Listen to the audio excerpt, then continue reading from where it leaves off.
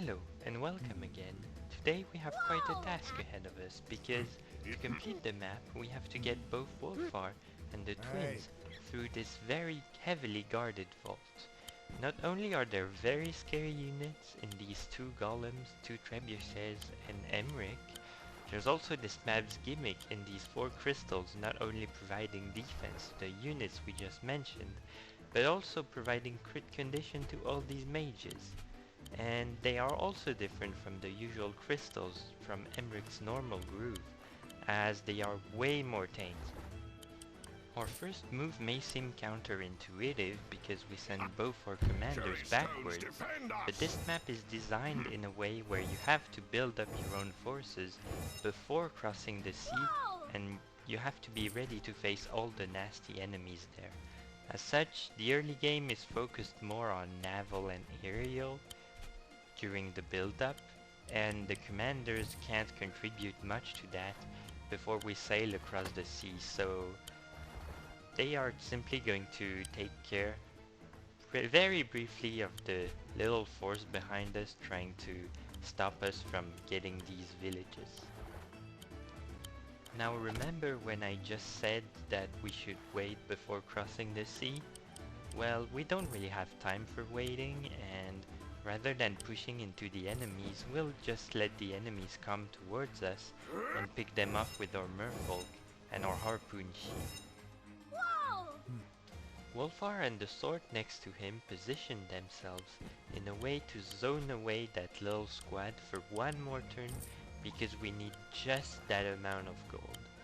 We also start building wagons to extend our commander's movement range because they are pretty far away and 4 per turn isn't really going to cut it here. On the other side, many things are going on. Up top, 2 Merfolk decap the village, which will bait one mage to move forward to recap it, as well as bait this harpy into a harpoon's range. We also landed a sword that will be able to move thanks to the 2-player and transport trick that we will abuse a lot this mission. We also land with spears to the south to bait another mage, as well as prepare the terrain for the later turns. And finally, our other Merfolk chip away at the mage and the crystal, which will later on cause the mages to heal around that area, a great way to manipulate their future placement. We triggered 3 events at once. The one for crossing the sea, the one for lowering the drawbridge, and another one for walking further past just the shore. This causes all the enemies to start charging us. We can now leave the east front because we just got the money we needed to buy a mage and a balloon on this turn. Now, we need to bait this dragon with the commander before it starts killing our units. Speaking of which, if you look at our current army composition, you may notice that we have 5 transport units and mostly small combat units, and that is definitely not enough to go against the opposing army. We'll partly address this issue by building a warship, although its main role isn't actually going to be fighting. From now on, the enemy is going to have set up his siege units, and we'll have a very strong blob of units blocking us. The trebuchets in particular are going to be a big problem, as our Merfolk cannot keep killing all the mages from the sea like they have been doing for the past few turns.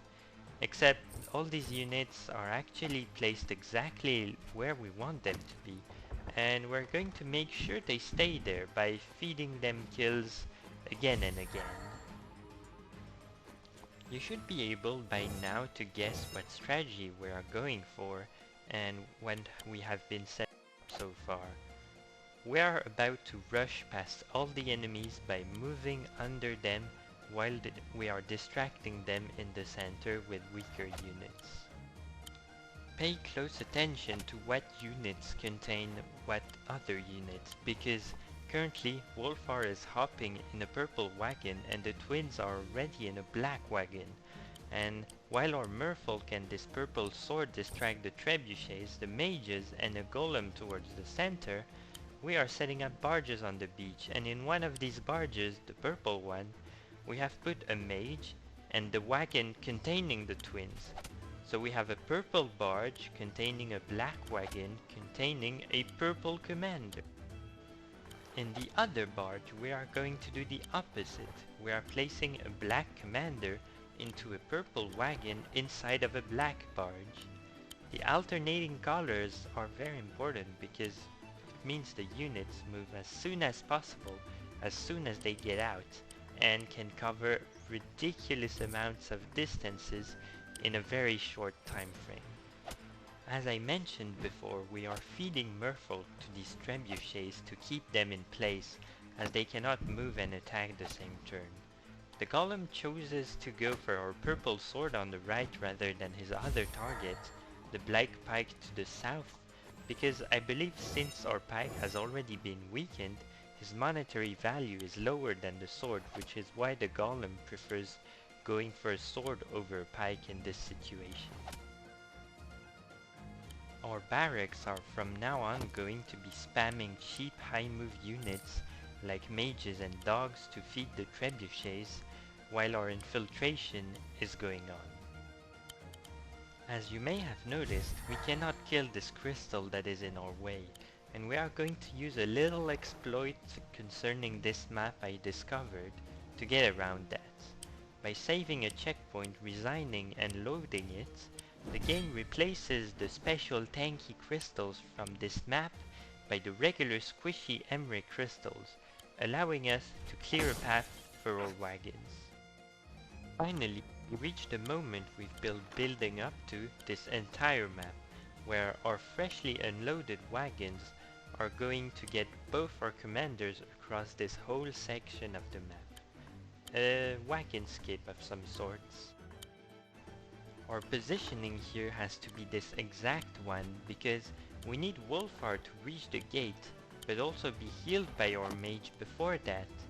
We need the twins to reach the sword inside the vault after that. We need to block spawning spots on this tower so that a dragon spawning there won't block us, and we need to make sure this knight doesn't stand in our way when he attacks us. Now, we already did a lot of things with our wagons, but the map isn't over yet, as Wolfar will be exposed after destroying the gate, and we need to protect him. We have two ways of doing this. The first one is simply shielding him with units, in particular or wagons, because wagons are just very tanky for what they are. But that isn't enough. We also need to distract units that can attack him or the shields as much as possible. We have to offer sacrifices to the trebuchets to make it past this turn. The left one can crit the top wagon we used to shield Wolfar, and to prevent that we're going to give him something more expensive to crit so that he goes for that for sure, and that is the reason we built a warship all these turns ago.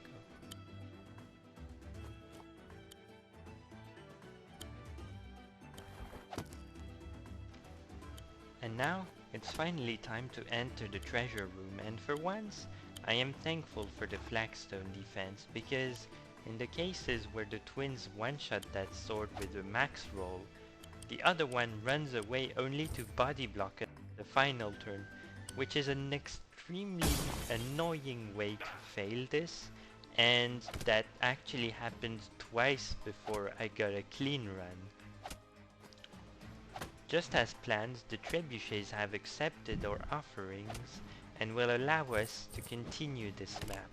And if anyone ever tells you that wagons are inferior to balloons or are bad units because they cannot fight, you will now know how wrong they are. I mean, they are tanking so many hits for us and surviving on top of it, so they'll be able to shield us again next turn.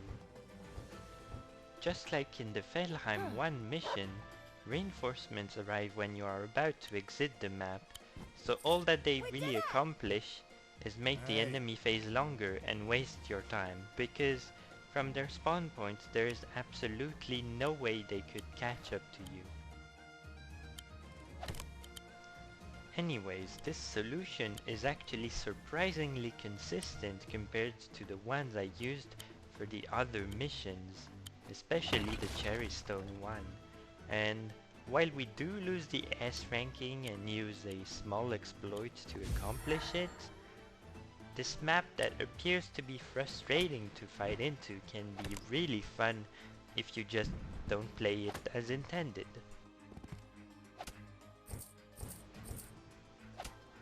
For a finishing note, I'd like to say that this map is a good example of why I wish there was less flagstones everywhere in campaign maps, because of all the wagon and balloon strats that cannot be pulled off when you just have to walk through a giant corridor. I appreciate the variety this one brings with naval and regular terrain. It really makes more room for creativity. And with this, Wolfar and the twins make their dashing escape after sneaking past the entire army, and the twins just leave a parting gift to Emmerich, Mercia and Caesar as a replacement for their treasure. And that was Cherrystone 2, completed in 9 turns, and funnily enough, that is half of the S rank requirement. I'll see you next time for more Double Trouble.